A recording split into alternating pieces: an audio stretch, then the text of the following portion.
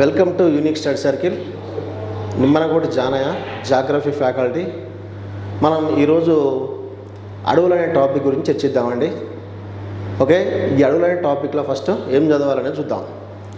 జనరల్గా ఈ ఫారెస్ట్, అడవులు, ఇంగ్లీష్లో ఏమంటాం, వీటిని ఫారెస్ట్ అంటాం. జనరల్గా ఈ అడవులు అనే టాపిక్లో మనం ఒక 3 పదాల గురించి చర్చించాలండి. అందులో ఒకటి ఫస్ట్ రిపోర్ట్,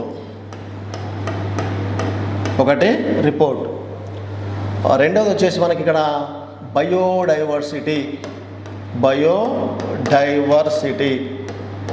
జీవ వైవిధ్యము. మూడవది టైప్స్ ఆఫ్ ఫారెస్ట్. ఇది మనకి ఇక్కడ టైప్స్ ఆఫ్ ఫారెస్ట్. ఈ 3 పదాల గురించి చర్చించాలి మనం. ఓకే, ఈ అడవుల టాపిక్లో మొత్తం మనకు sub inspector of police, SI వాళ్ళకు, అంటే ఆంధ్రప్రదేశ్లో కానీ తెలంగాణలో కానీ ఒక 3 మార్కులు రావడానికి అవకాశం ఉంటుంది మనకు. అంటే కానిస్టేబుల్ వాళ్ళకు ఒక 2 మార్క్స్, ఎస్ఐ వాళ్ళకు ఒక 3 మార్క్స్ రావడానికి అవకాశం ఉంటుంది. Okay, right. అయితే ఈ 3 మార్కులు ఎలా వస్తాయి మనకంటే ఈ రిపోర్ట్ నుంచి 1 మార్కు రావడానికి అవకాశం ఉంటుందండి. Okay, Indian state forest report 2019 ప్రస్తుతం మనకి ఈ రిపోర్ట్ అనేది అందుబాటులో ఉంది. కాబట్టి ఈ రిపోర్ట్ని మనం హైలైట్ చేయగలిగితే మనకు 1 మార్కు రావడానికి అవకాశం ఉంటుంది. ఓకే, రెండవది బయోడైవర్సిటీ. ఇందులో నుంచి 1 మార్కు రావడానికి అవకాశం ఉంటుంది. అంటే జీవ వైవిధ్యం అంటే ఏంది, బయోస్పియర్లు కానీ, జాతీయ పార్కులు కానీ, వన్యప్రాణి సంరక్షణ కేంద్రాలు కానీ, ప్రాజెక్టు టైగర్ కానీ, project crocodile, project sea turtle, project rhino, project elephant, ఇలాంటి వాటిని గురించి చర్చిస్తే మనకు 1 మార్కు రావడానికి అవకాశం ఉంటుంది. ఇక టైప్స్ ఆఫ్ ఫారెస్ట్, ఇందులో నుంచి కూడా 1 మార్కు ఎక్స్పెక్ట్ చేయొచ్చు మనం. ఓకే, అంటే భారతదేశంలోని అడవుల యొక్క వర్గీకరణ తీసుకుంటే 1 సతత హరితారణ్యాలని, 2 ఆకురాల్చు అడవులని, 3 పర్వతారణ్యాలని, 4 ముళ్ళ అడవులని, 5 మడ అడవులని ఉంటాయి. ఓకే, టైప్స్ ఆఫ్ ఫారెస్ట్లో ఈ 5 రకాల అడవుల గురించి చర్చిస్తే మనకు 1 మార్కు రావడానికి అవకాశం ఉంటుంది. ఇలా టోటల్ ఫారెస్ట్ నుంచి మనం 3 మార్కులు రావడానికి అవకాశం ఉంటుందండి. మనం ఫారెస్ట్ అనే టాపిక్ చదివేటప్పుడు ఖచ్చితంగా ఈ 3 టాపిక్స్ని హైలైట్ చేయాలి మనం. 1 రిపోర్టు, 2 బయోడైవర్సిటీ అంటే జీవ వైవిధ్యం, 3 టైప్స్ ఆఫ్ ఫారెస్ట్ అంటే అడవుల యొక్క రకాలు. ఈ 3 పదాలు ఖచ్చితంగా చదవాలండి. ఏ ఒక్క పదాన్ని వదిలిపెట్టినా 1 మార్కు పోవడానికి మనకు అవకాశం ఉంటుంది. కాబట్టి ఖచ్చితంగా రిపోర్ట్ గురించి కానీ, బయోడైవర్సిటీ కానీ, ఈ టైప్స్ ఆఫ్ ఫారెస్ట్ గురించి కానీ ఖచ్చితంగా చదవాలి. ఉదాహరణ, మన రీసెంట్గా తెలంగాణలో ప్లస్ ఆంధ్రప్రదేశ్లో sub inspector of police exam జరిగింది. ఓకే, ఈ ఎగ్జామ్లో క్వశ్చన్స్ అనేది మనకు ఎలా రావడం జరిగింది, ఓకే, దానికి సంబంధించినటువంటి క్వశ్చన్స్ ఏమొచ్చినాయో ఒకసారి గమనిద్దాం. అందులో నెంబర్ 1 ఫస్ట్ క్వశ్చన్ ఏంటంటే ఇక్కడ మనకు 1 కనహా నేషనల్ పార్క్. ఏంటిది? కనహా జాతీయ పార్కు. ఫస్ట్ క్వశ్చన్ కనహా జాతీయ పార్క్ ఎక్కడుందంటే, కనహా జాతీయ పార్క్లో విస్తరించబడినటువంటి అడవులు ఏంటి అని ఇచ్చిందండి. ఇక్కడ సింపుల్గా చెప్పాలంటే కనహా జాతీయ పార్క్లో విస్తరించబడినటువంటి అడవులు ఏంటి అని ఇచ్చిండు. అలాంటప్పుడు మనం ఇక్కడ ఏం చెప్పొచ్చు, ఈ కనహా జాతీయ పార్క్లో విస్తరించిన అడవులు ఏంటి అంటే, అందులో ఆప్షన్ ఏ ఏమి ఇచ్చిందంటే మనకి ఇక్కడ సతత హరిత అరణ్యాలని ఇచ్చిండు. సెకండ్ వన్ వచ్చేసి ఆకురాల్చు ఏంటి, ఆర్ద్ర అడవులు. నెక్స్ట్ థర్డ్ వన్ వచ్చేసి ఆకురాల్చు శుష్క అడవులు. నెక్స్ట్ ఫోర్త్ వన్ వచ్చేసి మనకి ఇక్కడ ముళ్ళ అడవులు, అంటే ముళ్ళ జాతి అడవులు, వీటినే చిట్టడవులు అంటాం. ఇలా 4 ఆప్షన్స్ ఇచ్చిండు. క్వశ్చన్ ఏంది మనకి ఇక్కడ ఏమిచ్చిండు, కనహా జాతీయ పార్కు ఏ అడవుల్లో కలదని ఇచ్చిండు. చూడండి, ఇక్కడ క్వశ్చన్లోనే 2 ఉన్నాయి. ఇక్కడ మనం ఆల్రెడీ ఏం చదువుకోవాలని చెప్పినాం, మనం 3 పార్ట్స్ చదవాలి. 1 రిపోర్ట్ చదవాలి, 2 బయోడైవర్సిటీ, 3వది వచ్చి టైప్స్ ఆఫ్ ఫారెస్ట్ అని చెప్పినాం. అయితే ఈ కనహా జాతీయ పార్క్ అనేది ఏంటిది మనకి ఇక్కడ బయోడైవర్సిటీలో వస్తుంది, అంటే జాతీయ పార్కుల్లో వస్తుంది. జాతీయ పార్కులో వస్తుంది. మొత్తం భారతదేశంలో ప్రస్తుతం 104 జాతీయ పార్కులు ఉంటే మధ్యప్రదేశ్లో 10 జాతీయ పార్కులు ఉంటే అందులో అతిపెద్ద జాతీయ పార్కే కన్హా నేషనల్ పార్క్. కాబట్టి దీన్ని అడిగిండు అక్కడ. ఓకే, ఈ కన్హా నేషనల్ పార్క్ అనేది ఏ అడవుల్లో ఉంది అని ఇచ్చిండు. అంటే మొత్తం అడవుల రకాలు, టైప్స్ ఆఫ్ ఫారెస్ట్ మూడవది ఇక్కడ మనకు. ఓకే, కాబట్టి ఏ అడవుల్లో విస్తరించబడిందని ఇచ్చింది మనకు వస్తుంది ఇది. ఓకే, అయితే గమనించండి ఇక్కడ మనకు మరి ఏ అడవుల్లో ఉంది ఈ కన్హా జాతీయ పార్క్ అంటే మనం గమనించాలి ఇక్కడ. ఓకే, కన్హా నేషనల్ పార్క్ అనేది ఎక్కడుంది మనకు? మధ్యప్రదేశ్ రాష్ట్రంలో ఉంది. కన్హా జాతీయ పార్క్ అని ఎక్కడుంది? మధ్యప్రదేశ్ రాష్ట్రంలో ఉంది. అంటే ఇప్పుడు మధ్యప్రదేశ్ రాష్ట్రంలో విస్తరించబడిన అడవులు ఏంటి అనేది మనకు క్వశ్చన్ ఇక్కడ. ఓకే, అయితే ఈ సతత హరిత అరణ్యాలు అనేది మన భారతదేశంలో ఎక్కడ విస్తరించబడి ఉన్నాయి అంటే 3 ప్రాంతాలండి. పశ్చిమ కనుమలు, ఈశాన్య రాష్ట్రాలు, అండమాన్ నికోబార్ దీవులు. ఓకే, అంటే మనకి ఏమొస్తుంది ఇక్కడ? పశ్చిమ కనుమలు. జనరల్ గమనించండి, పశ్చిమ కనుమలు తీసుకుంటే మనకి ఇక్కడ మహారాష్ట్ర, గుజరాత్, మహారాష్ట్ర, గోవా, కర్ణాటక, కేరళ ప్లస్ తమిళనాడు. దీన్ని మనం పశ్చిమ కనుమలు అంటాం. ఈ పశ్చిమ కనుమలో మనకు మధ్యప్రదేశ్ రాష్ట్రం ఉందా? లేదు. కాబట్టి ఇక్కడ సతత హరిత అరణ్యాలు అనేది మనకు మధ్యప్రదేశ్ రాష్ట్రంలో విస్తరించబడి లేవు.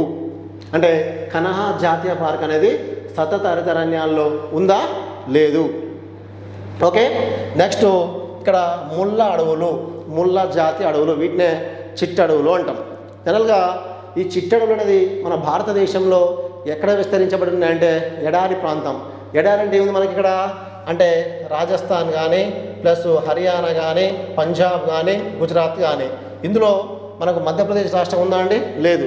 కాబట్టి ఈ ముళ్ళ అడవులు కూడా ఈ కన్హా నేషనల్ పార్క్ అనేది ఈ ముళ్ళ జాతి అడవుల్లో కూడా లేదని అర్థమవుతుందిగా. మనకు ఉండే ఇక 2 ఏంటి? ఆకురాల్చు ఆర్ద్ర అడవులు, ఆకురాల్చు శుష్క అడవులు. జనరల్గా ఇక్కడ ఆకురాల్చు ఇదేంటి మనకు? శుష్క అడవులు. నెక్స్ట్ రెండవది ఆకురాల్చు ఆర్ద్ర అడవులు. ఈ విధంగా ఆకురాల్చు అడవులు మనం 2 రకాలుగా డివైడ్ చేయడం జరిగింది. అంటే వీటినే పొడి ఆకురాల్చు అడవులని, ఓకే, వీటిని డ్రై డిసిడియస్ ఫారెస్ట్ అంటాం. వీటిని ఏమంటాం? తేమ ఆకురాల్చు అడవులని, ఓకే, మోయిస్ట్ డిసిడియస్ ఫారెస్ట్ అంటాం. ఈ విధంగా ఆకురాల్చు అడవులు మనం 2 రకాలుగా డివైడ్ చేయడం. ఓకే, ఇక్కడ వెరీ ఇంపార్టెంట్ ఏంటంటే వాస్తవానికి భారతదేశంలో అత్యధికంగా విస్తరించబడిన అడవులు ఏంటి అంటాడు. ఓకే, అది శుష్క ఆకురాల్చు అడవులు అండి. 40% ఉన్నాయి భారతదేశంలో. టోటల్ 5 రకాల అడవులు మొత్తం 100% అనుకుంటే అందులో ఆకురాల్చు అడవుల్లోనే ఆకురాల్చు శుష్క అడవులు అనేది 40% ఉన్నాయి. అంటే ఇప్పుడు భారతదేశంలోనే అధికంగా విస్తరించబడిన అడవులు అంటే ఏం చెప్తాం మనం? ఆకురాల్చు శుష్క అడవులుగా చెప్పుకోవచ్చు. ఓకే, అలానే భారతదేశంలో అధికంగా విస్తరించబడిన తెలంగాణ రాష్ట్రంలో అధికంగా విస్తరించబడిన అడవులు అంటే కూడా ఆకురాల్చు శుష్క అడవులుగా చెప్పుకోవచ్చు. ఆంధ్రప్రదేశ్లో అధికంగా విస్తరించబడిన అడవులు అంటే కూడా మనకేంటి? శుష్క ఆకురాల్చు అడవులు. అంటే భారతదేశం తెలంగాణ, ఆంధ్రప్రదేశ్ రాష్ట్రాల్లో అధికంగా విస్తరించబడిన అడవులు అంటే ఏం చెప్పాలి? ఆకురాల్చు శుష్క అడవులుగా చెప్పుకోవచ్చు, లేదా ఆకురాల్చు పొడి అడవులు, లేదా డ్రై డిసిడియస్ ఫారెస్ట్గా చెప్పుకోవచ్చు. ఎంత శాతం ఉన్నాయి? 40% ఉన్నాయండి. మరి ఇవి ఎక్కడ ఉన్నాయి అంటే వాస్తవానికి ఓకే, ఇవి మనకు ఈ అడవులు ఎక్కువగా ఉన్న రాష్ట్రం ఏదంటే మనకు ఆంధ్రప్రదేశ్ స్టేట్ అండి. హైయెస్ట్ అడవులు ఉన్నాయి ఇక్కడ ఆంధ్రప్రదేశ్లోనే. ఓకే, తర్వాత మనకి ఇక్కడ ఏమొస్తుంది? తమిళనాడు. నెక్స్ట్ తర్వాత తమిళనాడు తర్వాత కర్ణాటక, నెక్స్ట్ ఇలా తెలంగాణ టాప్ 4గా తీసుకోవచ్చు. తో పాటు మధ్యప్రదేశ్ రాష్ట్రంలోనే ఈ అడవులు అనేది అధికంగా విస్తరించబడి ఉన్నాయి. అంటే ఇప్పుడు కన్హా నేషనల్ పార్క్ అనేది ఏ అడవుల్లో ఉంది అంటే ఏం చెప్పాలి? శుష్క ఆకురాల్చు అడవుల్లో ఉంది. కన్హా నేషనల్ పార్క్ అనేది ఎక్కడ ఉంది? శుష్క ఆకురాల్చు అడవుల్లో ఉంది. మరి వీటి తర్వాత ఇక్కడ కూడా మన మధ్యప్రదేశ్లో ఈ ఆర్ద్ర ఆకురాల్చు అడవులు లేవంటే ఉన్నాయి, కానీ తక్కువ % ఉన్నాయి. ఈ కన్హా నేషనల్ పార్క్ విస్తరించబడిన ప్రాంతాల్లో ఈ ఆకురాల్చు ఆర్ద్ర అడవులు అనేది లేవు. కాబట్టి వాస్తవానికి ఇవి మన భారతదేశంలో ఎంత అంటే 17% ఉన్నాయండి. అంటే భారతదేశంలో ఆకురాల్చు శుష్క అడవుల తర్వాత ఎక్కువగా విస్తరించబడినటువంటి అడవులు ఏంటి అంటే ఆకురాల్చు ఆర్ద్ర అడవులు. ఇవి మన భారతదేశంలో 17% విస్తరించబడి ఉన్నాయి. ఇవి కూడా మధ్యప్రదేశ్లో ఉన్నాయి, కానీ ఆకురాల్చు శుష్క అడవులతో పోలిస్తే ఆర్ద్ర అడవులు అనేది మధ్యప్రదేశ్ రాష్ట్రంలో తక్కువగా విస్తరించబడి ఉన్నాయి. ఎక్కువగా ఉన్నది ఎక్కడ ఇవి అస్సోం రాష్ట్రం గమనించవచ్చండి. తర్వాత మనకి ఇక్కడ మహారాష్ట్ర నెక్స్ట్ కర్ణాటక రాష్ట్రాల్లో ఓకే ఈ అడవులు అనేది ఎక్కువగా విస్తరించబడి ఉన్నాయి. ఓకే కాబట్టి మనకు భారతదేశంలో అధికంగా విస్తరించబడిన అడవులు అంటే ఆకురాల్చో శుష్క అడవులుగా చెప్పుకోవచ్చు. ఓకే అంటే కనహా నేషనల్ పార్క్ అనేది ఇప్పుడు ఏ అడవుల్లో ఉంది అని ఇచ్చిండు. అంటే ఏం చెప్పినాం మనం ఇక్కడ ఆకురాల్చో శుష్క అడవుల్లో ఉంది అంటే ఎలానైనా క్వశ్చన్ అడగవచ్చు మనం. కాబట్టి ఇక్కడ మనం అడిగిన క్వశ్చన్ ఏంది అంటే అడవుల మీద గ్రిప్ ఉండాలి మనకు. అంటే ఇప్పుడు సతతరితరణ్యాలని ఆకురాల్చు అడవులని పర్వతారణ్యాలని ముళ్ళ అడవులని మడ అడవులని 5 రకాలుగా డివైడ్ చేసినాం. ఈ 5 రకాల మీద అడవుల మీద మనకు అవగాహన ఉన్నప్పుడు మాత్రమే అక్కడ క్వశ్చన్ చేయగలుగుతాం. ప్లస్ జాతీయ పార్కులు మొత్తం 104 జాతీయ పార్కులు ఉన్నాయి. ఓకే ఈ 104 జాతీయ పార్కుల మీద గ్రిప్ ఉన్నప్పుడు మాత్రమే మనం ఏం చేయగలుగుతాం అంటే కనహా నేషనల్ పార్క్ ఎక్కడ ఉంది అంటే మధ్యప్రదేశ్. కాబట్టి మధ్యప్రదేశ్లో ఉన్న అడవులు ఏంటి అంటే ఆకురాల్చు శుష్క అడవులుగా చెప్పుకోవచ్చు మనం.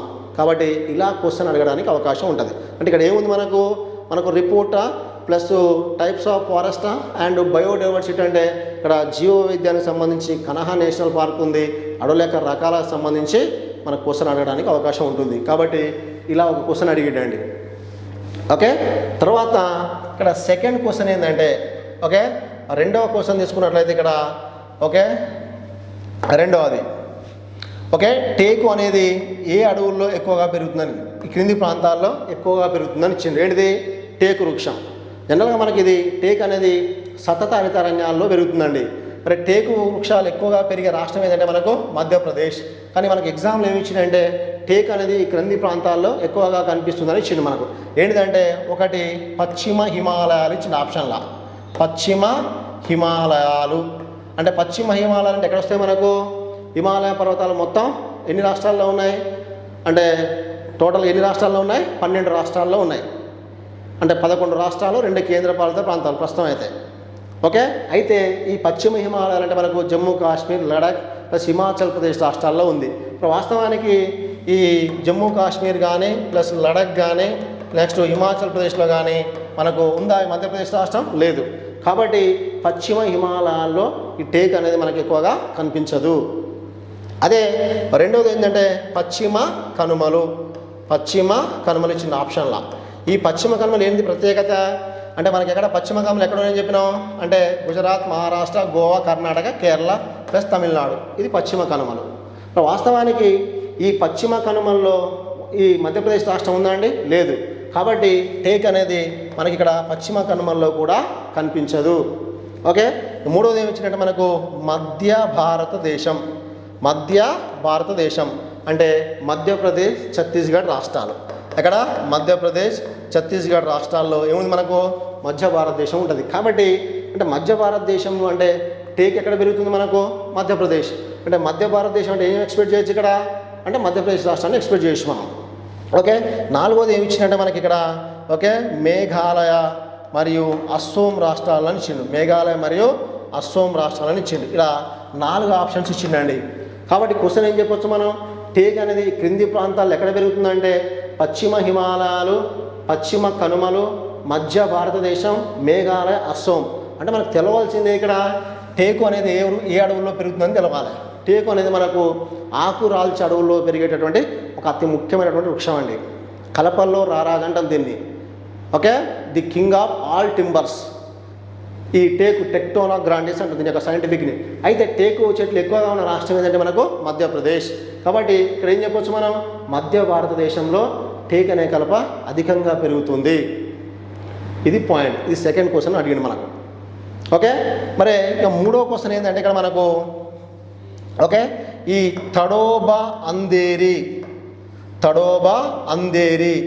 అనే పుల్ల సంరక్షణ కేంద్రంతో సంబంధం ఉన్నటువంటి ఓకే పుల్ల సంరక్షణ కేంద్రం సంబంధం ఉన్నది ఏంటిదని ఇచ్చింది మనకి ఇక్కడ. ఏంటిది తడోబా అందేరి. జనరల్గా భారతదేశంలో మొత్తం ప్రస్తుతానికి ఎన్ని పుల్ల సంరక్షణ కేంద్రాలు ఉన్నాయంటే ప్రస్తుతం అయితే 50 పుల్ల సంరక్షణ కేంద్రాలు ఉన్నాయి. ప్రస్తుతం భారతదేశంలో మొత్తం 50 పుల్ల సంరక్షణ కేంద్రాలు ఉంటే 50 పుల్ల సంరక్షణ కేంద్రాల్లోనే ఒకటి తడోబా అందేరి. ఎక్కడుంది తడోబా అందేరి అనేది మహారాష్ట్రలో ఉంది. ఎక్కడుంది మహారాష్ట్ర. మరి ఈ తడోబా అందేరితో సంబంధం ఉన్నటువంటి పుల్ల సంరక్షణ కేంద్రం ఏదంటే ఒకటి మనకి ఇచ్చిన ఆప్షన్లు ఏంటంటే ఒకటి కవ్వాల్, 2 అమ్రాబాద్ టైగర్ రిజర్వ్, ఒకటి కవ్వాల్, 2 అమ్రాబాద్. నెక్స్ట్ మూడవది మన్ననూర్, ఏంటిది మన్ననూర్. నెక్స్ట్ 4 ఇంద్రావతి. ఇలా ఇచ్చిందండి మనకు ఆప్షన్లా. ఓకే, తడోబా అందేరి అనే పుల్ల సంరక్షణ కేంద్రంతో సంబంధం ఉన్నటువంటి పుల్ల సంరక్షణ కేంద్రాలు ఏంటంటే కవ్వాల్, అమ్రాబాద్, మన్ననూర్, ఇంద్రావతి. ఇవన్నీ తెలంగాణకు సంబంధించినటువంటి ప్రాంతాలు. ఉదాహరణ తెలంగాణలో 2 పుల్ల సంరక్షణ కేంద్రాలు ఉన్నాయి, ఒకటి కవ్వాల్, 2 అమ్రాబాద్. జనరల్గా తడోబా అందేరి అంటే మహారాష్ట్ర.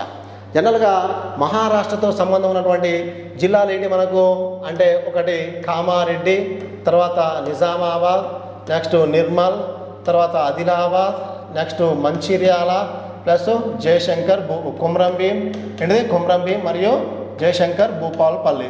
ఇలా మొత్తం మనకు మహారాష్ట్ర తెలంగాణతో సరిహద్దున్న జిల్లాలన్నీ ఇక్కడ 2 ప్లస్ ఇక్కడ 4, 6, 1, 7 అంటే మొత్తం 7 జిల్లాలతో సరిహద్దు ఉంది. 7 జిల్లాలతో సరిహద్దు ఉంటే ఈ తడోబా అందేరి అంటే మహారాష్ట్రకి ఇప్పుడు లింక్. ఉదాహరణ చూడండి, కవ్వాల్ అనే టైగర్ రిజర్వ్ ఎక్కడ ఉంది అంటాడు అంటే మొత్తం టోటల్గా మంచిర్యాల, నిర్మల్లో ఎక్కువ ఉందండి, కానీ 4 జిల్లాల్లో విస్తరించబడి ఉంది. ఎక్కువ పర్సెంట్ ఎక్కడ ఉందంటే జన్నారం అంటే మంచిర్యాలలో ఎక్కువ ఉంది. తోపు అన్ని జిల్లాల్లో ఆదిలాబాద్ నుంచి విడిపోయినటువంటి మంచిర్యాల, నిర్మల్, కుమ్రంభీం ప్లస్ ఆదిలాబాద్ జిల్లా 4 జిల్లాల్లో విస్తరించబడి ఉంది ఈ కవ్వాల్ టైగర్ రిజర్వ్.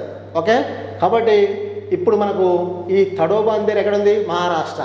అంటే మహారాష్ట్రతో సంబంధం ఉన్నటువంటి జిల్లాలు ఏంటి ఇక్కడ మనకు నిర్మల్, ఆదిలాబాద్, మంచిర్యాల, కుమ్రంభీం. కాబట్టి ఈ తడోబా అందేరి అనే పుల్ల సంరక్షణ కేంద్రం నుంచి అప్పుడప్పుడు ఏ టైగర్ ప్రాజెక్టులకు వస్తున్న పుళ్ళు అంటే ఇక్కడ కవ్వాల్ పుల్ల సంరక్షణ కేంద్రంలోకి రావడం జరుగుతుంది. కాబట్టి దీంతో లింక్ ఉన్నటువంటి పుల్ల సంరక్షణ కేంద్రం ఏంటంటే మనకు కవ్వాల్గా చెప్పుకోవచ్చు. మరి ఇప్పుడు అమరాబాద్ ఎక్కడ ఉంది నాగర్ కర్నూల్, నల్గొండ. నాగర్ కర్నూల్, నల్గొండ సరిహద్దు ఉందా ఇక్కడ మనకు లేదు. తర్వాత మున్ననూరు అంటే ఇక్కడ మనకు అదే సరౌండింగ్లో వస్తుంది నాగర్ కర్నూల్. నెక్స్ట్ ఇంద్రావతి ఎక్కడ వస్తుంది మనకు భద్రాద్రి కొత్తగూడెం. కాబట్టి దీంతో ఏది మహారాష్ట్రతో సంబంధం లేదు. కాబట్టి మహారాష్ట్రతో సంబంధం ఉన్నటువంటి జిల్లాలు ఇక్కడ ఆదిలాబాద్, మంచిర్యాల, నిర్మల్, కుమ్రంభీం జిల్లాలు చెప్పుకోవచ్చు. కాబట్టి ఈ తడోబా అందేరి అనే పుల్ల సంరక్షణ కేంద్రంలోని పుళ్ళు అప్పుడప్పుడు ఎక్కడ వస్తున్నాయి మనకు కవ్వాల్ అనే పుల్ల సంరక్షణ కేంద్రంలోకి రావడం జరుగుతుంది. కాబట్టి దీనికి ఆవరించబడి ఉన్నటువంటి పుల్ల సంరక్షణ కేంద్రం ఏదని ఇచ్చింది అన్నప్పుడు ఏం చెప్పాలి మనం కవ్వాల్ టైగర్ రిజర్వ్గా చెప్పుకోవచ్చు మనం. ఓకే, తర్వాత నెక్స్ట్ 4th వన్ వచ్చేసి మనకి ఇక్కడ. ఓకే, 4వ క్వశ్చన్ ఏంటంటే ఇక్కడ హంగుల్. ఏంటిది ఇక్కడ హంగుల్ అనే దుప్పి. హంగుల్ అనే దుప్పి అంటే జింక. హంగుల్ అనే దుప్పి ఓకే క్రింది ఏ రాష్ట్రంలో సంరక్షించబడుతుంది?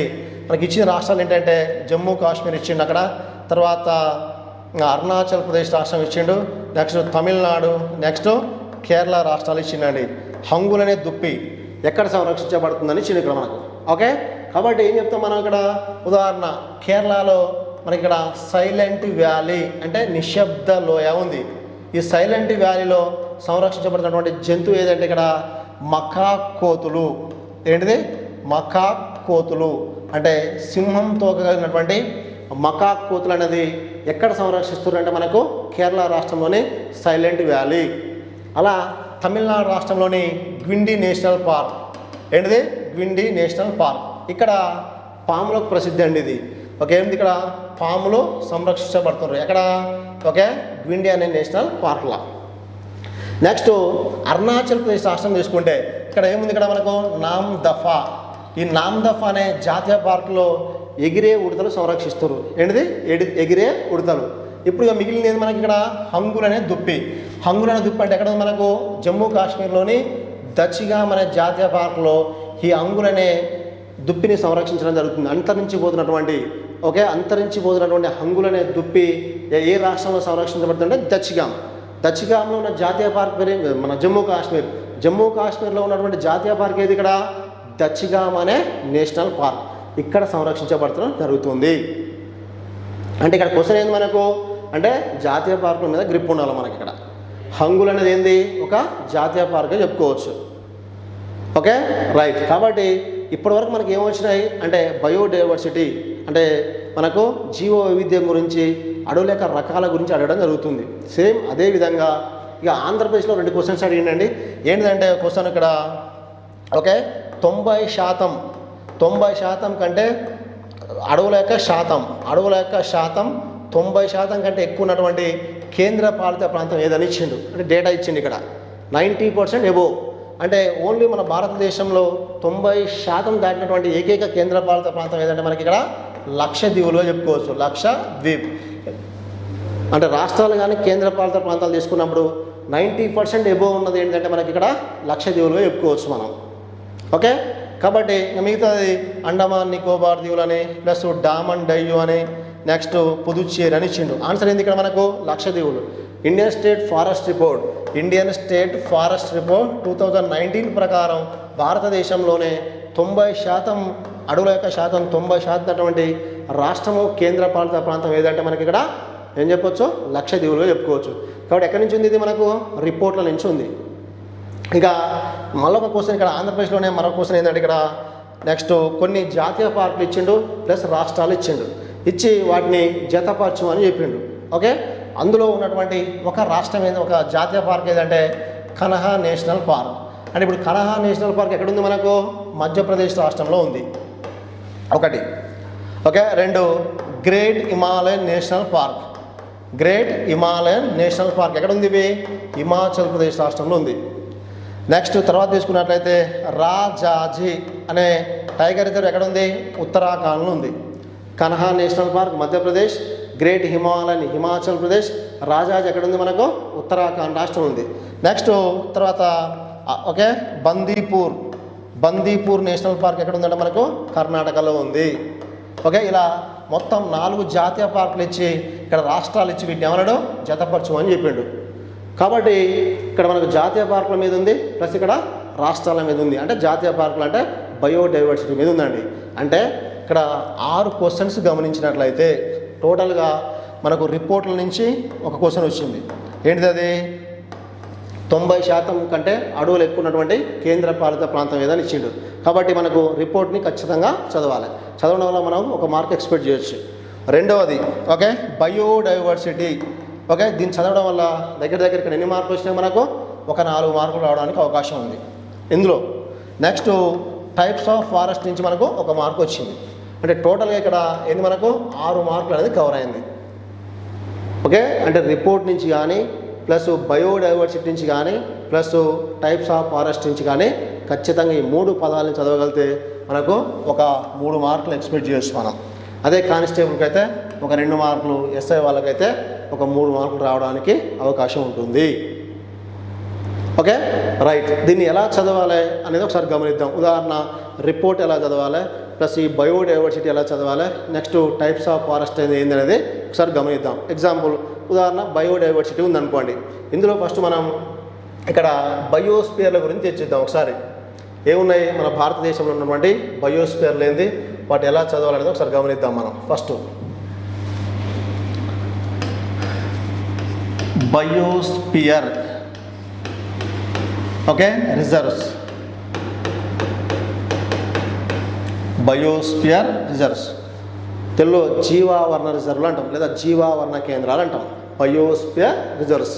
ఓకే, దీన్ని ఎలా చదవాలని చూద్దాం. ఫస్ట్ జనరల్గా ఈ బయోస్పియర్ రిజర్వ్ అనేది మనం గమనించినట్లయితే ఫస్ట్ ఈ ఇది బయోస్పియర్ రిజర్వ్ అనుకుంటే, ఇది బయోస్పియర్ రిజర్వ్ అనుకుంటే ఫస్ట్ ఈ బయోస్పియర్ రిజర్వ్ లెక్క సరిహద్దుల్ని ఎవరు అంటే ఇక్కడ పార్లమెంట్, ఈ పార్లమెంట్ చట్టం ద్వారా నిర్ణయించడం జరుగుతుందండి.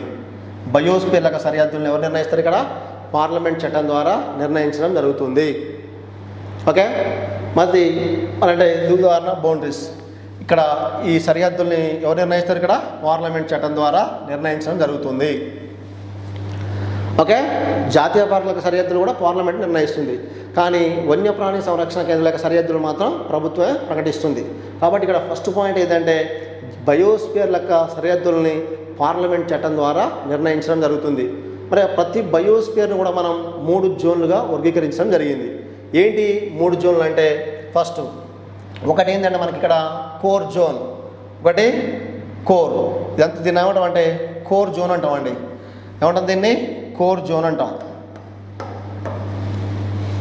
ఏంటి కోర్ జోన్ యొక్క ప్రత్యేకత అంటే ఈ ప్రాంతంలోకి మానవుడు ప్రవేశించడం నిషేధం. కోర్ జోన్లోకి మానవుడు ప్రవేశించడం నిషేధం. రెండవది, ఈ కోర్ జోన్ని ఆవరించబడి ఉన్న రెండవ జోన్ ఏమంటాం అంటే దీన్ని మనం బఫర్ జోన్ అంటాం. ఏమంటాం? Buffer zone. ఈ కోర్ జోన్ని ఆవరించబడిన దీన్ని ఏమంటాం అంటే మనం బఫర్ జోన్ అంటాం. ఏంటి బఫర్ జోన్ యొక్క ప్రత్యేకత అంటే అంటే ఇక్కడ ఫస్ట్ కోర్ జోన్లోకి మానవుడు ప్రవేశించడం నిషేధం అని చెప్పుకున్నాం. అదే బఫర్ జోన్ యొక్క ప్రత్యేకత ఏంటంటే శాస్త్రవేత్త అంటే పరిశోధన నిమిత్తం శాస్త్రవేత్తలకు అనుమతి ఉంటుంది. ఈ జోన్లోకి పరిశోధన నిమిత్తం శాస్త్రవేత్తలకు అనుమతి ఉంటుంది. ఎక్కడ? ఈ బఫర్ జోన్లోకి. దీన్ని ఆవరించబడి ఉన్నటువంటి మూడవ జోన్ ఏమంటామంటే మనం దీన్ని ట్రాన్సిషనల్ జోన్ అంటే పరివర్తన మండలం అంటాం. ట్రాన్సిషనల్ జోన్ అంటే తెలుగులో పరివర్తన మండలం. ఈ పరివర్తన మండలంలోకి ఏంది? ఫస్ట్ కోర్ జోన్ యొక్క ప్రత్యేకత ఏంటంటే ఇక్కడ మానవుడు ప్రవేశించకూడదు. బఫర్ జోన్ యొక్క ప్రత్యేకత ఇక్కడ పరిశోధన నిమిత్తం శాస్త్రవేత్తలకు అనుమతి ఉంటుంది. నెక్స్ట్ మూడవది ఏంది? ఇక్కడ పరివర్తన మండలం. ఇందులో ప్రత్యేకత ఏంటంటే ఈ ట్రాన్సిషన్ మండలం యొక్క ప్రత్యేకత ఒకటి టూరిజానికి అనుమతి ఉంటుంది. ఈ జోన్ లోపల ఏంటిది? టూరిజానికి అనుమతి ఉంటుంది. నెక్స్ట్ 2 హోటల్స్ ఉంటాయి. ఇందులో ఏముంటాయి? హోటల్స్ ఉంటాయి. టూరిజానికి అనుమతి ఉంటుంది మరియు హోటల్స్ ఉంటాయి. గిరిజన ఆవాసాలు ఏముంటాయి? ఇక్కడ గిరిజన ఆవాసాలు ఉంటాయి. టూరిజానికి అనుమతి ఉంటుంది, హోటల్స్ ఉంటాయి, ఇక్కడ గిరిజన ఆవాసాలు ఉంటాయి. వారి యొక్క జీవన శైలి కనిపిస్తుంది ఇక్కడ. జీవన శైలి అంటే వ్యవసాయం చేయడం కానీ ఇలాంటివన్నీ కూడా మనకి ఎక్కడ కనిపిస్తున్నాయి? ట్రాన్సిషన్ జోన్లో కనిపిస్తున్నాయి. అంటే ప్రతి బయోస్పియర్ని కూడా మనం 3 భాగాలుగా డివైడ్ చేయడం జరిగింది. ఒకటి కోర్ జోన్ అని, 2 బఫర్ జోన్ అని, 3 ట్రాన్సిషనల్ జోన్ అని వర్గీకరించడం జరిగింది. ఈ మూడింటి యొక్క ప్రత్యేకత ఏంటి అంటే కోర్ జోన్లోకి మానవుడు ప్రవేశించకూడదు. బఫర్ జోన్ యొక్క ప్రత్యేకత పరిశోధన నిమిత్తం శాస్త్రవేత్తలకు మాత్రమే అనుమతి ఉంటుంది. 3 ట్రాన్సిషనల్ జోన్ అంటే ఇక్కడ టూరిజానికి అనుమతి ఉంటుంది, హోటల్స్ ఉంటాయి, గిరిజన ఆవాసాలు ఉంటాయి, ప్లస్ వారి యొక్క జీవన శైలి అనేది స్పష్టంగా కనిపిస్తుంది. ఎక్కడ మనకి ఇది అంటే వీటి యొక్క బౌండరీస్ అనేది ఎవరు నిర్ణయిస్తారు? ఇక్కడ మనకు పార్లమెంట్ చట్టం ద్వారా నిర్ణయించడం జరుగుతుంది. అసలు ఏంది బయోస్పియర్ యొక్క ప్రత్యేకత అంటే పెంపుడు జంతువుల వృక్షాల యొక్క జన్యు ఆధారాలని సంరక్షించడం దీని యొక్క ముఖ్య ఉద్దేశం. అంతరించిపోయేటటువంటి ప్రమాదంలో ఉన్నటువంటి జాతులని అదే సహసిద్ధ పరిసరాల్లో మానవ ప్రమేయంతో రక్షించడమే ఈ బయోస్పియర్ యొక్క ముఖ్య ఉద్దేశంగా చెప్పుకోవచ్చు. మరి వాస్తవానికి ఈ బయోస్పియర్లని ఎవరు ప్రకటిస్తున్నారు జనరల్గా అంటే ప్రతి బయోస్పియర్ని కూడా మనం ఇక్కడ 3 భాగాలుగా డివైడ్ చేయొచ్చు. ఎవరు ప్రకటిస్తున్నారు ఈ బయోస్పియర్లు అంటే ఫస్ట్ 1971 ఎప్పుడు 1971 1971లో 1971లో మనకి ఇక్కడ ఏంటంటే మ్యాన్ అండ్ బయోస్పియర్ మ్యాప్ అంటాం. Man and biosphere. మ్యాన్ అంటే ఇక్కడ మానవుడు ప్లస్ బయోస్పియర్ అంటే బయోస్ అంటే జీవం, స్పియర్ అంటే అధ్యయనం, జీవావరణము అంటే మానవునికి పర్యావరణానికి మధ్య సంబంధాన్ని ఆధారంగా చేసుకొని 1971లో MAB అనే కార్యక్రమాన్ని ఎవరు ప్రారంభించారు? ఇక్కడ యునెస్కో వారు ప్రారంభించడం జరిగింది. కాబట్టి ఈ బయోస్పియర్ని ఎవరు ప్రకటిస్తారు అంటే యునెస్కో వారు ప్రకటించడం జరుగుతుంది. ఎప్పటి నుంచి? 1971. దీనిలో భాగంగా మ్యాన్ అండ్ బయోస్పియర్ అనే ప్రోగ్రాంలో భాగంగా దీన్ని ప్రకటించడం జరుగుతుంది బయోస్పియర్లని. మరి వాస్తవానికి మన భారతదేశంలో ఎప్పుడు ప్రారంభించారంటే దీన్ని 1986లో ప్రారంభించారు. ప్రపంచంలో ప్రస్తుతం మొత్తం ఎన్ని బయోస్పియర్లు ఉన్నాయి అంటే 701 బయోస్పియర్ ఉందండి. యునెస్కో వారు మొత్తం ప్రపంచంలో మొత్తం ఎన్ని బయోస్పియర్లు ప్రకటించారంటే ఏం చెప్తాం మనం? 701 బయోస్పియర్లను ప్రకటించడం జరిగింది. 701 బయోస్పియర్లు ఉంటే మన భారతదేశంలో మొత్తం ఎన్ని బయోస్పియర్లు ఉన్నాయి? ఇక్కడ 18 బయోస్పియర్లు ఉన్నాయి. దీన్ని ఎవరు ప్రకటించారంటే biosphere reserve of programme BRP అంటాం. అంటే బయోస్పియర్ రిజర్వ్ ఆఫ్ ప్రోగ్రామ్ వాళ్ళు 1986లో మన భారతదేశంలో వీటిని ప్రకటించడం జరుగుతుంది. కాబట్టి ప్రస్తుతం మన భారతదేశంలో మొత్తం ఎన్ని బయోస్పియర్లు ఉన్నాయంటే ఏం చెప్తాం? 18 బయోస్పియర్లు కలవు. 18 బయోస్పియర్లు కలవు. ఓకే, ప్రస్తుతం భారతదేశంలో మొత్తం ఎన్ని బయోస్పియర్లు ఉన్నాయంటే ఇక్కడ 18 బయోస్పియర్లు గుర్తించడం జరిగింది. ఎక్కడున్నాయి ఈ 18 బయోస్పియర్లు ఒకసారి గమనిద్దాం. జనరల్గా మొత్తం భారతదేశంలో ఇక్కడ మొత్తం ఎన్ని బయోస్పియర్లు ఉన్నాయి? 18 బయోస్పియర్లు ఉన్నాయండి.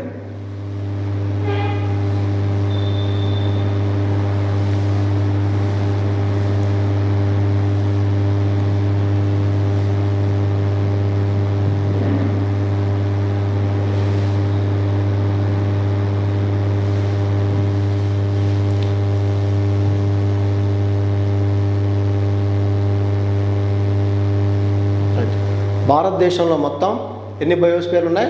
18 బయోస్పియర్లు ఉన్నాయి. ఓకే, రైట్, గమనించండి.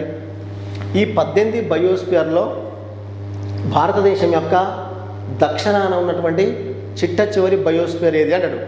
ఓకే, ఏంటి దక్షిణాన ఉన్నటువంటి చిట్ట చివరి బయోస్పియర్ అంటే చూడండి, ఇక్కడ మనకు ప్లస్ కేరళ ప్లస్ తమిళనాడు రాష్ట్రాల్లో ఒక బయోస్పియర్ ఉందండి. దాన్నే మనం ఏమంటామంటే అగస్త్యమలై. ఏంటిది? అగస్త్యమలై అనే బయోస్పియర్. ఇది 2 రాష్ట్రాల్లో విస్తరించబడి ఉంది, కేరళ ప్లస్ తమిళనాడు. అగస్త్యమలై అనే బయోస్పియర్ ఇది భారతదేశం యొక్క దక్షిణాన ఉన్నటువంటి చిట్ట చివరి బయోస్పియర్ అండి.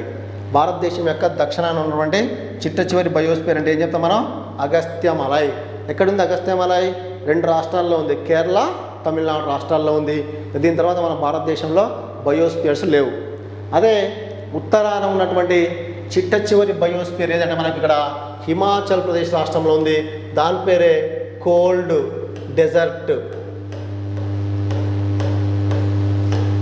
కోల్డ్ డెజర్ట్ ఇది భారతదేశం యొక్క ఉత్తరాన ఉన్నటువంటి చిట్ట చివరి బయోస్పియర్.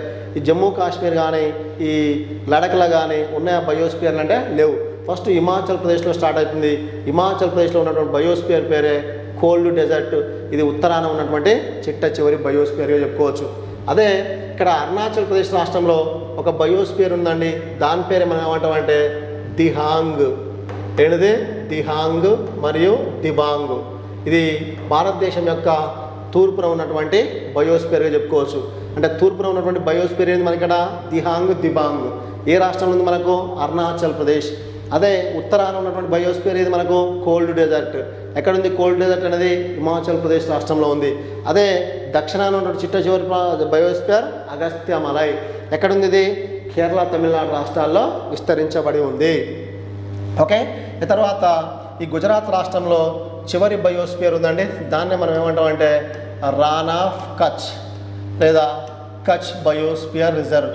రాన్ ఆఫ్ కచ్ ఎక్కడుంది? ఇది మనకు గుజరాత్ రాష్ట్రంలో ఉంది. గుజరాత్ రాష్ట్రంలో ఉన్నటువంటి బయోస్పియర్ ఇక్కడ మనకు రాన్ ఆఫ్ కచ్గా చెప్పుకోవచ్చు. అంటే భారతదేశం యొక్క ఓకే ఉత్తరాన చివరి బయోస్పియర్ అంటే కోల్డ్ డెజర్ట్, దక్షిణాన చివరి బయోస్పియర్ అంటే అగస్త్యమలై, తూర్పున చివరి బయోస్పియర్ అంటే దిహాంగ్, దివాంగ్. అదే గుజరాత్ రాష్ట్రంలో పశ్చిమాన చివరి బయోస్పియర్ అంటే ఏం చెప్తాం మనం? రాన్ ఆఫ్ కచ్గా చెప్పుకోవచ్చు. ఓకే, ఇది క్వశ్చన్ మనకు ఫస్ట్. అంటే ఉత్తరాన ఉన్న చివరి బయోస్పియర్ కోల్డ్ డెజర్ట్, దక్షిణాన ఏముంది మనకి ఇక్కడ? అగస్త్యమలై. అదే తూర్పున ఏముంది మనకు ఇక్కడ? దిహాంగ్, దివాంగ్. పశ్చిమాన ఏముందంటే మనకు రాన్ ఆఫ్ కచ్గా చెప్పుకోవచ్చు. ఓకే, అయితే ప్రస్తుతం మన భారతదేశంలో మొత్తం ఎన్ని బయోస్పియర్లు ఉన్నాయంటే మొత్తం 18 బయోస్పియర్లని ఏర్పాటు చేయడం జరిగింది. ఓకే, ఏమున్నాయి ఈ 18 బయోస్పియర్లను గమనిద్దాం. సో చూడండి, భారతదేశంలో ఏర్పాటు చేసినటువంటి మొట్టమొదటి బయోస్పియర్, ఫస్ట్ బయోస్పియర్ ఏంటంటే నీలగిరి. ఏంటిది? నీలగిరి. దీన్ని 1986 ఓకే ఆగస్టు 1న ఏర్పాటు చేయడం జరిగింది.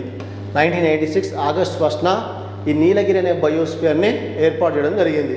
ఓకే, తర్వాత ఓకే ఇదేంటి భారతదేశంలో ఏర్పాటు చేసినటువంటి మొట్టమొదటి బయోస్పియర్గా చెప్పుకోవచ్చు.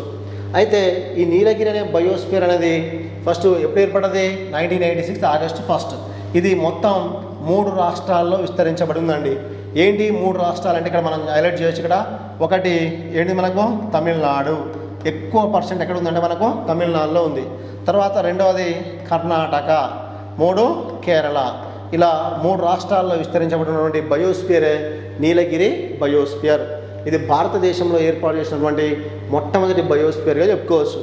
ఓకే, అదే భారతదేశంలో మొత్తం ఎన్ని బయోస్పియర్లు ఉన్నాయి? ఇక్కడ 18 బయోస్పియర్లు. మరి ఇందులో 18వ బయోస్పియర్ ఏదంటే మనకి ఇక్కడ పన్నా. మధ్యప్రదేశ్ రాష్ట్రంలో ఉన్నటువంటి ఒక బయోస్పియర్ పేరు ఏం పేరు? పన్నా. దీన్ని 2011 ఓకే ఆగస్టు 25న ఈ పన్నా అనే బయోస్పియర్ని 18వ బయోస్పియర్గా ఏర్పాటు చేయడం జరిగింది. ఓకే, దీనికన్నా ముందు 17వ బయోస్పియర్ ఏదంటే 2010లో ఏర్పాటు చేశారు. దాని పేరే శేషాచల కొండలు. ఏ కొండలు? శేషాచల కొండలు. ఆంధ్రప్రదేశ్లో ఉన్నటువంటి ఏకైక బయోస్పియర్ ఈ 17వ బయోస్పియర్. దీని పేరు ఏం పేరు అంటే మనం శేషాచల కొండలుగా చెప్పుకోవచ్చు మనం. ఓకే, మరి భారతదేశంలోనే అతిపెద్ద బయోస్పియర్ ఏది అంటాడు? అతిపెద్ద బయోస్పియర్ ఏదంటే ఇక్కడ మనకు రాన్ ఆఫ్ కచ్. భారతదేశంలోనే అతిపెద్ద బయోస్పియర్ అంటే ఏం చెప్తాం? రాన్ ఆఫ్ కచ్. ఈ రాన్ ఆఫ్ కచ్ యొక్క 12,454 చదరపు కిలోమీటర్లతో భారతదేశంలోనే అతిపెద్ద బయోస్పియర్గా ఉంది రాన్ ఆఫ్ కచ్గా చెప్పుకోవచ్చు. ఓకే, ఇది భారతదేశంలోనే అతిపెద్ద బయోస్పియర్ అంటే 18 బయోస్పియర్లో అతిపెద్దది. మరి భారతదేశంలోనే అతి చిన్న బయోస్పియర్ ఏదంటే ఇక్కడ మనకు దిబ్రూ సైఖోవా. అతి చిన్న బయోస్పియర్ 765 చదరపు కిలోమీటర్లతో అతి చిన్న బయోస్పియర్గా ఉంది ఎక్కడ మనకు అస్సోం రాష్ట్రంలో. ఇది భారతదేశంలోనే అతి చిన్న బయోస్పియర్గా చెప్పుకోవచ్చండి. ఓకే, జనరల్గా భారతదేశంలోనే బయోస్పియర్లు ఎక్కువ ఉన్న రాష్ట్రం ఏదంటే మనకు మధ్యప్రదేశ్. ఈ మధ్యప్రదేశ్ రాష్ట్రంలో మొత్తం 3 బయోస్పియర్లు ఉన్నాయి. అందులో ఒకటి మనకి ఏంటిదంటే పన్నా. ఈ పన్నా అనే బయోస్పియర్ ఎక్కడ ఉంది? మధ్యప్రదేశ్. రెండవది వచ్చేసి మనకు ఇక్కడ అమరకంటక్. నర్మదా నది యొక్క జన్మస్థలం ఏంటి మనకి ఇక్కడ? అమరకంటక్ ప్లస్ అచనాక్మర్. అమరకంటక్ మరియు అచనాక్మర్. ఈ అమరకంటక్ అనేది మధ్యప్రదేశ్లో ఉంటే అచనాక్మర్ అనేది ఛత్తీస్గఢ్లో ఉంది. ఇది కూడా 2 రాష్ట్రాల్లో విస్తరించబడినటువంటి బయోస్పియర్. అగస్త్యమల ఏంది? 2 రాష్ట్రాల్లో ఉన్నటువంటి ఒక బయోస్పియర్. సేమ్ అలానే అమరకంటక్ అచనాక్మర్ కూడా 2 రాష్ట్రాల్లో ఉన్నటువంటి ఒక బయోస్పియర్గా చెప్పుకోవచ్చు. ఓకే, 3వ బయోస్పియర్ ఇక్కడ పంచుమర్రి. ఏంటిది? పంచుమర్రి. ఈ విధంగా మొత్తం మధ్యప్రదేశ్ రాష్ట్రంలో 3 బయోస్పియర్లు ఉన్నాయండి. కాబట్టి బయోస్పియర్లు ఎక్కువ ఉన్న రాష్ట్రం ఏది అంటే మనం ఏం చెప్పొచ్చు? మధ్యప్రదేశ్ రాష్ట్రం చెప్పుకోవచ్చు. ఇప్పుడు మన భారతదేశంలో ఉన్నటువంటి మొత్తం 18 బయోస్పియర్లు ఏందనేది ఒకసారి గమనిద్దాం. ఓకే, భారతదేశంలో ఉన్నటువంటి మొత్తం 18 బయోస్పియర్ల గురించి ఒకసారి చర్చిద్దాం. చూడండి ఒకసారి.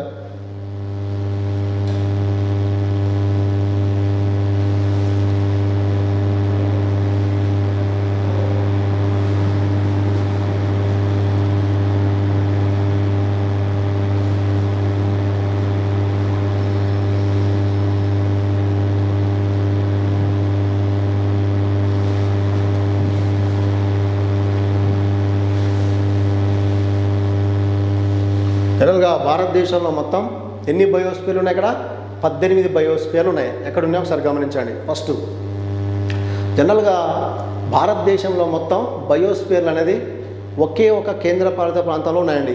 అదే మనకి ఏంటంటే ఇక్కడ ఈ అండమాన్ నికోబార్ దీవులు. ఈ అండమాన్ నికోబార్ దీవులో ఉన్నటువంటి బయోస్పియర్ ప్లేడే ఏంటి మనకి ఇక్కడ? గ్రేట్ నికోబార్ అనే బయోస్పియర్ ఎక్కడ ఉంది మనకు? అండమాన్ నికోబార్ దీవుల్లో ఉంది. మొత్తం భారతదేశంలో 18 బయోస్పియర్లు ఉంటే అండమాన్ నికోబార్ దీవులో ఉండే బయోస్పియర్ పేరు ఏం పేరు? గ్రేట్ నికోబార్. ఓకే, గమనించండి. ఇక నెక్స్ట్ ఈ గుజరాత్ రాష్ట్రంలో ఒక బయోస్పియర్ ఉందండి. దాని పేరే మనకు రాన్ ఆఫ్ కచ్. ఓకే, ఈ కేరళ రాష్ట్రంలో కూడా మనకేంది ఒక బయోస్పియర్ కనిపిస్తుంది. దాని పేరే మనం అగస్త్యమలై. అంటే ఇక్కడ పశ్చిమ తీరంలో 2 బయోస్పియర్లు ఉన్నాయి. ఒకటి కేరళ రాష్ట్రంలో ఉంది. దాని పేరు మనకి ఇక్కడ అగస్త్యమలై. 2 రాష్ట్రాల్లో ఉంది. ఎక్కువ పర్సెంట్ ఎక్కడ ఉందంటే మనకు కేరళ. గుజరాత్ రాష్ట్రంలో ఉన్నటువంటి బయోస్పియర్ పేరు మనకి ఇక్కడ రాన్ ఆఫ్ కచ్. ఏంటిది? రాన్ ఆఫ్ కచ్. అంటే పశ్చిమ తీరంలో 2 బయోస్పియర్లు ఉన్నాయి. ఒకటి గుజరాత్ రాష్ట్రంలోని రాన్ ఆఫ్ కచ్ అని, రెండవది కేరళ రాష్ట్రంలోని అగస్త్యమలైగా చెప్పుకోవచ్చు. ఓకే, మరి అండమాన్ నికోబార్ దీవుల్లో ఉన్నటువంటి బయోస్పియర్ పేరు ఏం పేరు? గ్రేట్ నికోబార్. ఇలా మొత్తం మనకు 3 బయోస్పియర్లు వచ్చినాయి. ఇక తమిళనాడు రాష్ట్రంలో తీసుకున్నట్లయితే ఈ తమిళనాడు రాష్ట్రంలో మొత్తం 3 బయోస్పియర్లు ఉన్నాయండి. అందులో ఒక బయోస్పియర్ అంటే ఫస్ట్ ఇక్కడ నీలగిరి. ఏంటిది? నీలగిరి. రెండవది వచ్చేసి మనకి ఇక్కడ గల్ఫ్ మన్నార్ అంటే మన్నార్ సింధు శాఖ. ఇది ఒక బయోస్పియర్. నీలగిరి మరియు గల్ఫ్ ఆఫ్ మన్నార్. ఈ నీలగిరి అనేది ఎక్కడ ఉంది మనకు? తమిళనాడులో ఉంది. గల్ఫ్ ఆఫ్ మన్నార్ ఎక్కడ ఉంది? తమిళనాడే. ఫస్ట్ తమిళనాడులో వచ్చే బయోస్ఫియర్ ఏది? నీలగిరి. తర్వాత వచ్చేది ఏంటి? రెండవది గల్ఫ్ ఆఫ్ మన్నార్. మూడవది ఇక్కడ అగస్త్య మలై చెప్పుకోవచ్చు. అగస్త్య మలై. ఓకే, ఇది చూడండి, ఇక్కడ గ్రేట్ నికోబార్ కూడా మనకు ఇక్కడే కనిపిస్తుంది. ఓకే, కాబట్టి అత్యంత దక్షిణాన ఉన్నటువంటి బయోస్ఫియర్ అంటే ఏం చెప్తాం మనం? అగస్త్య మలైగా చెప్పుకోవచ్చు. అంటే Nilgiri, gulf of Mannar and Agasthya Malai. ఇక ఆంధ్రప్రదేశ్లో ఉన్నటువంటి బయోస్ఫియరే శేషాచల కొండలు. శేషాచల కొండలు అనే బయోస్ఫియర్ ఎక్కడ ఉందంటే మనకు ఆంధ్రప్రదేశ్ రాష్ట్రంలో కనిపిస్తుందండి. గల్ఫ్ ఆఫ్ మన్నార్ అంటేనో తమిళనాడు, నీలగిరి అంటే కూడా తమిళనాడు, శేషాచల కొండలు ఎక్కడ? ఆంధ్రప్రదేశ్. అదే ఒడిశాలో ఉన్న బయోస్ఫియర్ ఏదంటే సిమ్లీపాల్. ఈ సిమ్లీపాల్ అనే బయోస్ఫియర్ ఎక్కడ ఉందంటే మనకు ఒడిశా. అదే వెస్ట్ బెంగాల్ రాష్ట్రంలో తీసుకుంటే ఇక్కడ సుందర్బన్స్ అనే బయోస్ఫియర్ ఎక్కడ ఉందంటే వెస్ట్ బెంగాల్. ఇవి మనకు తూర్పు తీరంలో ఉన్నటువంటి బయోస్ఫియర్లు. ఒకసారి గమనించండి, వెస్ట్ బెంగాల్ రాష్ట్రంలో ఏముంది? ఇక్కడ మనకు వెస్ట్ బెంగాల్ రాష్ట్రంలో ఏముంది? సుందర్బన్స్. అదే ఒడిశా రాష్ట్రంలో ఏముంది ఇక్కడ మనకు అంటే సిమ్లీపాల్. నెక్స్ట్ ఆంధ్రప్రదేశ్ రాష్ట్రంలో ఉన్నటువంటి బయోస్ఫియర్ పేరు ఏం పేరు? శేషాచల కొండలు. తమిళనాడులో మొత్తం ఎన్ని బయోస్ఫియర్లు ఉన్నాయి? 2. ఏంటి 2? నీలగిరి, గల్ఫ్ ఆఫ్ మన్నార్. ఇవి మనకు తూర్పు తీరంలో ఉన్నటువంటి బయోస్ఫియర్స్. ఇవి మనకు పశ్చిమ తీరంలో ఉన్నటువంటి బయోస్ఫియర్లు. గుజరాత్ రాష్ట్రంలోని రాన్ ఆఫ్ కచ్ అని, అదే ఇక్కడ కేరళ రాష్ట్రంలోని అగస్త్య మలైగా చెప్పుకోవచ్చు మనం. ఓకే, చూడండి, మరి మధ్యప్రదేశ్ రాష్ట్రంలో మొత్తం ఎన్ని బయోస్ఫియర్లు ఉన్నాయి? ఇక్కడ 3 బయోస్ఫియర్లు ఉన్నాయి. మధ్యప్రదేశ్లో మొత్తం 3 బయోస్ఫియర్లు. అందులో ఫస్ట్ మనకి ఏంటంటే పన్నా, తర్వాత అమరకంటక్, అచనాక్మర్, తర్వాత పంచుమర్రి. ఇలా ఉంటాయి మనకు బయోస్ఫియర్లు. మధ్యప్రదేశ్లో వచ్చే ఫస్ట్ బయోస్ఫియర్ పేరు ఏం పేరు మనకి? ఇక్కడ పన్నా. దీన్ని భారతదేశంలో ఏర్పాటు చేసినటువంటి 18వ బయోస్ఫియర్గా చెప్పుకోవచ్చు. అదే రెండవది వచ్చేసి మనకు అమరకంటక్ మరియు అచనాక్మర్. అమరకంటక్ మరియు అచనాక్మర్. మూడవది వచ్చేసి మనకి ఇక్కడ పంచుమర్రి. ఇది ఒక హిల్ స్టేషన్, పంచుమర్రి. ఈ మూడింటిని మధ్యప్రదేశ్ రాష్ట్రంలో బయోస్ఫియర్లో గుర్తించడం జరిగింది. బయోస్ఫియర్లు ఎక్కువ ఉన్న రాష్ట్రం అంటే ఏం చెప్తాం మనం? మధ్యప్రదేశ్ రాష్ట్రం తీసుకోవచ్చండి. అదే నెక్స్ట్ తర్వాత ఉత్తరాఖండ్ రాష్ట్రం తీసుకుంటే, నెక్స్ట్ ఇక్కడ ఓకే ఉత్తరాఖండ్ రాష్ట్రం తీసుకుంటే హిమాచల్ ప్రదేశ్, ఉత్తరాఖండ్ రాష్ట్రాలు గమనించినట్లయితే ఇక్కడ హిమాచల్ ప్రదేశ్ రాష్ట్రంలో ఏముందంటే మనకు కోల్డ్ డెజర్ట్. ఇప్పుడే చెప్పుకున్నాం మనం ఏంటిది? భారతదేశం యొక్క ఇక్కడ ఏంటిది ఉత్తరాన ఉన్నటువంటి చిట్ట చివరి బయోస్ఫియర్ ఏదంటే కోల్డ్ డెజర్ట్. అదే ఉత్తరాఖండ్లో ఒక బయోస్ఫియర్ ఉంది, దాన్ని మనం ఏమంటామంటే నందాదేవి. ఉత్తరాఖండ్లోనే ఎత్తైన శిఖరం నందాదేవి. ఈ నందాదేవి అనే బయోస్ఫియర్ ఎక్కడ ఉందంటే మనకు ఉత్తరాఖండ్ రాష్ట్రంలో కలదు. అదే సిక్కింలో ఒక బయోస్ఫియర్ ఉంది, దాని పేరే కాంచన్జుంగా. ఈ సిక్కింలోనే అతి ఎత్తైన శిఖరం. భారతదేశంలోనే కేటు తర్వాత అతి ఎత్తైన 2వ శిఖరంగా చెప్పుకోవచ్చు కాంచన్జుంగా. అంటే కోల్డ్ డెజర్ట్ అనేది హిమాచల్ ప్రదేశ్లో ఉంటే, నందాదేవి అనేది ఉత్తరాఖండ్లో ఉంటే, సిక్కింలో ఉన్నటువంటి బయోస్ఫియర్ అంటే ఏం చెప్తాం మనం? కాంచన్జుంగా చెప్పుకోవచ్చు అండి.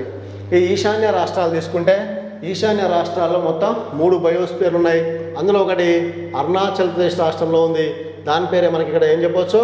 దిహాంగ్ మరియు దిబాంగ్. దిబాంగ్ అనే బయోస్ఫియర్ మనకు అరుణాచల్ ప్రదేశ్ రాష్ట్రంలో కనిపిస్తుంది. తర్వాత ఇంకా అస్సోం రాష్ట్రంలో మొత్తం 2 బయోస్ఫియర్లు ఉన్నాయి. ఒకటి మానస, 2 దిబ్రూ సైకోవా. 2 బయోస్ఫియర్లు కూడా ఎక్కడ కనిపిస్తాయి మనకు? అస్సోం రాష్ట్రంలో కనిపిస్తాయి. ఇక తర్వాత మేఘాలయలో తీసుకుంటే ఈ మేఘాలయ రాష్ట్రంలో ఉన్న బయోస్ఫియర్ పేరే నో క్రిక్. ఏంటిది?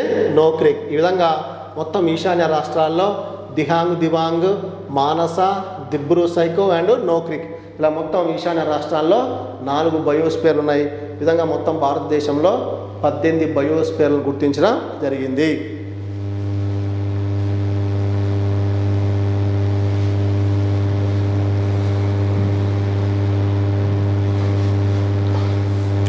ఒకసారి గమనించండి సింపుల్గా. ప్రస్తుతం మన భారతదేశంలో తీసుకున్నట్లయితే బయోస్ఫియర్లు ఎలా ఉన్నాయో ఒకసారి గమనిద్దాం. ఫస్ట్ ఇది మనకేంటిది? వెస్ట్ బెంగాల్, తర్వాత ఇక్కడ ఒడిస్సా, నెక్స్ట్ ఆంధ్రప్రదేశ్, నెక్స్ట్ తమిళనాడు, దీన్ని మనం తూర్పు తీరము అంటాం. నెక్స్ట్ ఇక్కడ గుజరాత్, నెక్స్ట్ ఇది కేరళ. ఏంటిది? కేరళ. మనకు గుజరాత్లో ఉన్నటువంటి బయోస్పియర్ పేరు ఏం పేరు అంటే రాన్ ఆఫ్ కచ్.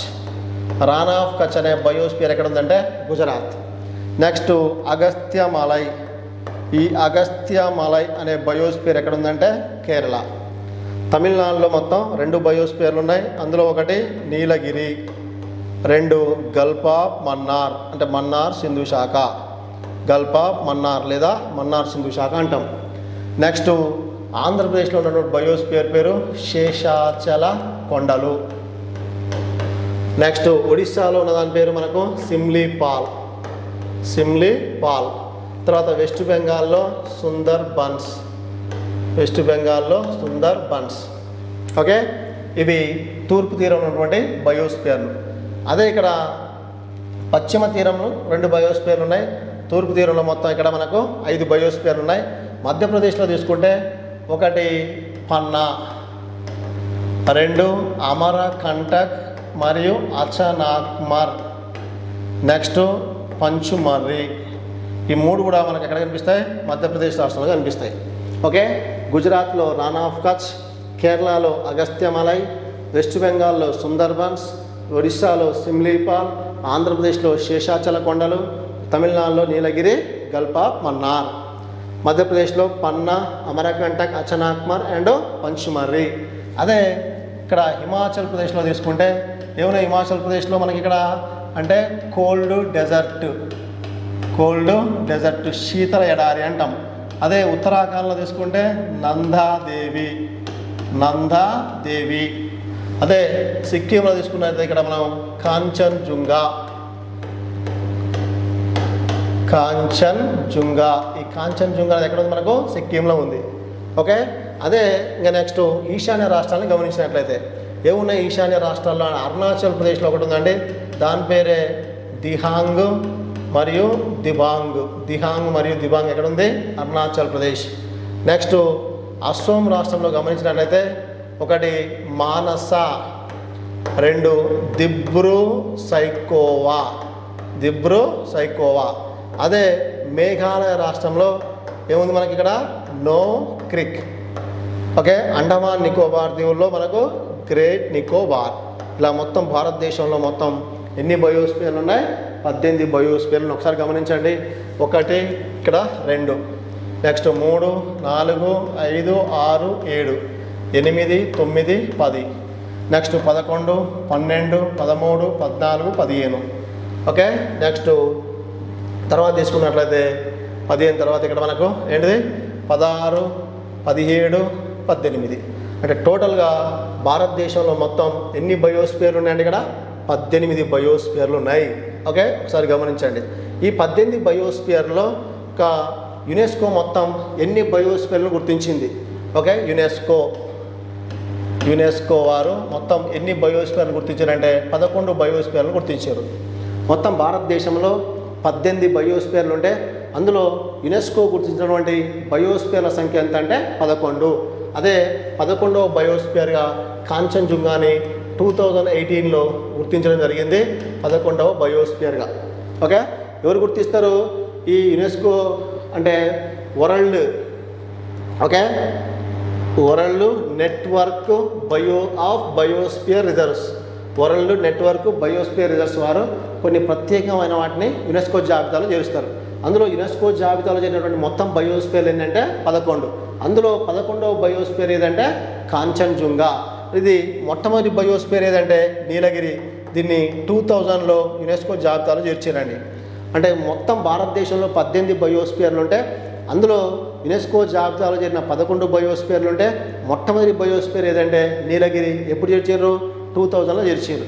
అదే 11వ బయోస్పియర్గా కాంచన్జుంగాని చేర్చడం జరిగింది. ఓకే, మరి ఏమున్నాయి ఈ యునెస్కో జాబితాలో చేరినటువంటి బయోస్పియర్లు అంటే? తర్వాత ఇక్కడ గల్ఫ్ ఆఫ్ మన్నార్, నెక్స్ట్ తర్వాత ఇక్కడ Sundarbans. 1 Nilgiri, 2 gulf of Mannar, 2 gulf of Mannar. Next 3 తీసుకున్నట్లయితే Sundarbans, 4 Nanda Devi. 1 Nilgiri, second 1 gulf of Mannar, third 1 Sundarbans, fourth 1 ఏంది ఇక్కడ మనకు నందాదేవి. ఓకే, తర్వాత యునెస్కో జాబితాలో చేరినటువంటి ఏంటి బయోస్పియర్లు అంటే ఇక్కడ చూడండి ఒకసారి. నెక్స్ట్ ఇక్కడ ఈ నో క్రిక్ అనేది యునెస్కో జాబితాలో ఉంది. ఓకేనా, నో క్రిక్ అనేది యునెస్కో జాబితాలో ఉంది. ప్లస్ ఇక్కడ ఈశాన్య రాష్ట్రాల్లో ఒకే ఒక బయోస్పియర్ అండి. తర్వాత గ్రేట్ నికోబార్, అండమాన్ నికోబార్ దీవుల్లో గ్రేట్ నికోబార్, దీన్ని యునెస్కో జాబితాలో మొత్తం చేర్చడం జరిగింది. ఈశాన్య రాష్ట్రాల్లో నో క్రిక్, అండమాన్ నికోబార్ దీవుల్లో గ్రేట్ నికోబార్. తర్వాత ఇక్కడ ఉన్నటువంటి ఏంటి మనకు సిమ్లీ పాల్ ఒడిశా రాష్ట్రంలో ఉన్నటువంటి సిమ్లీ పాల్ని మనకి ఇక్కడ యునెస్కో జాబితాలో చేర్చడం జరిగింది. ఇక్కడ ఏంటిది సిమ్లీ పాల్ అంటే తూర్పు తీరంలో మొత్తం 4 బయోస్పియర్లు ఉంటే ఒక శేషజల కొండలు మినహా ఈ Nilgiri, gulf of Mannar, Simlipal, Sundarbans 4ని యునెస్కో జాబితాలో చేర్చడం జరిగింది. తర్వాత మధ్యప్రదేశ్లో అమరకంటక్ 2, మంచుమర్రి. తర్వాత అగస్త్యమలై, దీన్ని భారతదేశంలో మొత్తం 11 బయోస్పియర్లు ఉంటాయి. అందులో 10వ బయోస్పియర్గా 2016లో అగస్త్యమలైని యునెస్కో గుర్తించడం జరిగింది. యునెస్కో జాబితాలో చేరినటువంటి 10వ బయోస్పియర్ ఏంటిది అగస్త్యమలై. ఓకే, ఎప్పుడు చేర్చింది దీన్ని 2016. భారతదేశం యొక్క దక్షిణాన ఉన్నటువంటి చిట్ట చివరి బయోస్పియర్ అంటే ఏం చెప్తాం మనం అగస్త్యమలై అని చెప్పుకోవచ్చు అండి. ఓకే, నెక్స్ట్ గమనించినట్లయితే ఇక్కడ ఓకే తర్వాత ఇక్కడ కర్కటరేఖ పైనటువంటి బయోస్పియర్లో ఏం చేరిన యునెస్కో జాబితాలో అంటే ఇక్కడ నందాదేవి ప్లస్ ఇక్కడ మనకు కాంచన్జుంగా. ఒకసారి గమనించండి, 1 Sundarbans, Simlipal 2, Nilgiri 3, gulf of Mannar 4, Agasthyamalai 5, Amarkantak 6, Pachmarhi 7, Nanda Devi 8, Kanchenjunga 9, ఇక్కడ నో క్రిక్ 10, గ్రేట్ నికోబార్ 11. అంటే మొత్తం యునెస్కో జాబితాలో చేరినటువంటి మొత్తం బయోస్పియర్ల సంఖ్య అంటే ఏం చెప్తాం మనం 11 బయోస్పియర్గా చెప్పుకోవచ్చు అండి. ఓకే, ఫస్ట్ యునెస్కో జాబితాలో చేరిన మొట్టమొదటి బయోస్పియర్ అంటే ఇది నీలగిరి బయోస్పియర్. ఎప్పుడు చేర్చారు ఇక్కడ 2000లా, కానీ దీన్ని 1986 ఆగస్ట్ 1న ఫస్ట్ బయోస్పియర్గా గుర్తించారు. ఓకే, అందులో యునెస్కో జాబితాలో చేరిన చివరి బయోస్పియర్ ఏంటంటే ఏం చెప్తాం మనం ఇక్కడ కాంచన్జుంగా. ఇప్పుడు దీన్ని 2018లో యునెస్కో గుర్తించడం జరిగింది. ఈ విధంగా మొత్తం భారతదేశంలో 18 బయోస్పియర్లని యునెస్కో జాబితాలో చేర్చడం జరిగింది. ఓకే, ఒకసారి గమనించండి, బయోస్పియర్ల సరిహద్దుల్ని పార్లమెంట్ చట్టం ద్వారా నిర్ణయించడం జరుగుతుంది. ఓకే, ప్రతి బయోస్పియర్ని కూడా 3 మండలాలుగా విభజించినాం. 1 core zone, 2 buffer zone, 3 transitional zone అంటే పరివర్తన మండలం. కోర్ జోన్లోకి మానవుడు ప్రవేశం నిషేధం. బఫర్ జోన్లోకి పరిశోధన నిమిత్తం శాస్త్రవేత్తలకు మాత్రమే పర్మిషన్ ఉంటుంది. ట్రాన్సిషన్ జోన్ అంటే టూరిజానికి అనుమతి ఉంటుంది. ఓకే, హోటల్స్ ఉంటాయి. గిరిజన జీవన శైలి స్పష్టంగా కనిపిస్తుంది మనకు. అంటే వ్యవసాయం కానీ వాళ్ళ యొక్క సంబంధించినటువంటి గిరిజన ఆవాసాల మొత్తం కూడా మనకు పరివర్తన జోన్లో కనిపించడం జరుగుతుంది. ఓకే, ప్రపంచంలో మొట్టమొదటిసారిగా యునెస్కో వారు 1971లో మ్యాన్ అండ్ బయోస్పియర్ అంటే మానవునికి పర్యావరణానికి మధ్య సంబంధాన్ని ఆధారంగా చేసుకొని మొత్తం బయోస్పియర్ను గుర్తించడం జరిగింది. అయితే మొత్తం ప్రపంచంలో 701 బయోస్పియర్లు ఉన్నాయండి. అందులో భారతదేశంలో మొత్తం ఎన్ని బయోస్పియర్లు ఉన్నాయంటే 18 బయోస్పియర్లు గుర్తించడం జరిగింది. మొట్టమొదటి బయోస్పియర్ నీలగిరి 1986, 18వ బయోస్పియర్ పన్నా 2011 ఆగస్టు 25. అతిపెద్ద బయోస్పియర్ రాన్ ఆఫ్ కచ్ గుజరాత్ 12,454. అత్యన్న బయోస్పియర్ దిబ్రూ సైకో 765 చదరపు కిలోమీటర్ల అస్సాం. ఓకే, ఉత్తరాన ఉన్నటువంటి బయోస్పియర్ కోల్డ్ డెజర్ట్, దక్షిణాన అగస్త్యమలై, పశ్చిమాన రాన్ ఆఫ్ కచ్, తూర్పునంటే ఏం చెప్తాం మనం దిబాంగ్. యునెస్కో గుర్తించిన బయోస్పియర్లు 11. 11వ బయోస్పియర్ కాంచన్జుంగా. ఓకే, మొట్టమొదటి బయోస్పియర్ ఏదంటే అక్కడ నీలగిరి 2000లో గుర్తించినాం. కాంచన్జుంగాని 2018లో. ఓకే, ఏంటి యునెస్కో జాబితాలో చేరిన బయోస్పియర్లు అంటే ఇక్కడ ఫస్ట్ది Nilgiri, gulf of Mannar, Sundarbans plus Nanda Devi, Nokrek, Simlipal, next Amarkantak, Pachmarhi, great Nicobar, Agasthyamalai, Kanchenjunga biosphere కూడా చెప్పుకోవచ్చు. ఓకే, ఇది బయోస్పియర్లకు సంబంధించినటువంటి టాపిక్ అండి. ఓకే, రైట్, ఇలా అడగడానికి అవకాశం ఉంటుంది. ఓకే, ఇలా బయోస్పియర్ల గురించి కానీ పుల్ల సంరక్షణ కేంద్రాలు, జాతీయ పార్కులు, ఓకే, వన్యప్రాణి సంరక్షణ కేంద్రాల గురించి మనం చర్చించడం జరుగుతుంది. Okay, right.